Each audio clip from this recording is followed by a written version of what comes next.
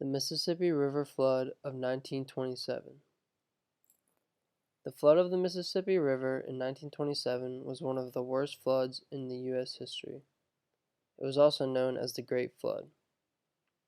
The winter of 1926 consisted of huge amounts of torrential rain that led to filling up of the river's tributaries.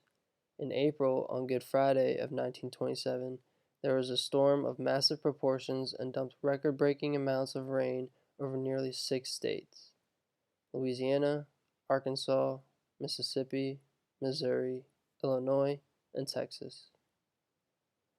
The U.S. Army Corps of Engineers had built a levee system along the river and were convinced it would hold, but eventually many levees would fail that only increased the impact of the Great Flood.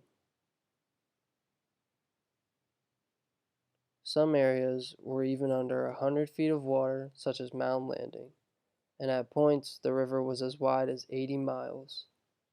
The levee alone at Mound Landing flooded 540 square miles. Nearly 27,000 square miles and 1.5 million acres were flooded. 130,000 homes were lost, 700,000 people were displaced. There were 246 deaths related to the event, and property damage was estimated at $350 million, which today is equivalent to $4 billion.